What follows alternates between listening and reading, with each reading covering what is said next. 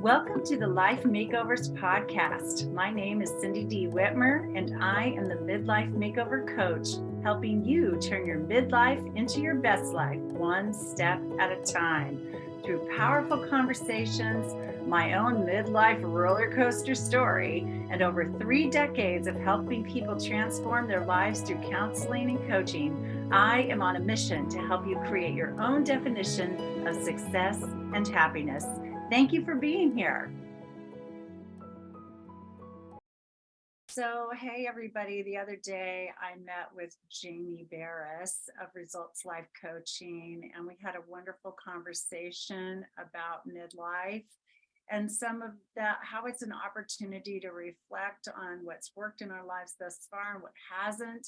And we talked a lot about our relationships with ourselves, like, and really asking ourselves the question, am I being me? Am I aware of my own dreams and my vision for my life? And uh, she talked about the concept of self-abandonment.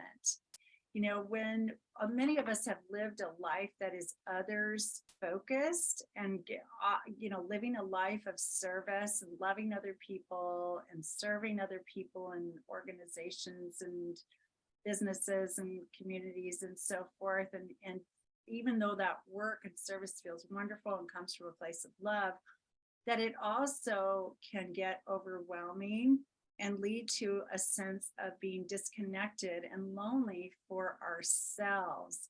And so we talked about that, how often as women, our lives have been such that we are never alone, but yet we feel lonely. And that loneliness being a disconnect from ourselves. She even went so far to say, we ghost ourselves. She said, I ghosted myself, where I didn't listen to my own voice inside about what I needed, but rather focused on people pleasing instead. And I thought that was so brilliant. And she said, she talked about how we all have ways that we can avoid our own issues and our own needs easily, and getting super busy and getting kind of lost in our relationships with others or our service to other people is another great way to avoid really, facing our own selves and really addressing our own issues. And so I really, what I loved so much about the conversation was Jamie's encouragement that we ask ourselves daily, what do I need today? What if I were to offer myself self-care today? What habits can I incorporate? What daily actions and traditions can I create with myself to really keep my own needs at the forefront of our minds, and think about it from a holistic perspective? How can I take care of my body every day, my mind every day, my emotions every day, my spirit every day, and do check-ins with ourselves often and make sure that we are honoring that? Because of course, the ripple effect of all of that, which I address in my book, The Midlife Makeover Method, and Jamie and I both do in our coaching programs with women, is that the ripple effect of loving yourself is a greater love and ability to really serve in ways that are meaningful to you, to everyone around you, and the people, the organizations and so forth that are you consider most valuable and important in your lives. And her final challenge to us was to, before we say yes to anything at all, no matter what it is, to ask ourselves, what's my why in saying yes to this? Am I saying yes because I feel obligated?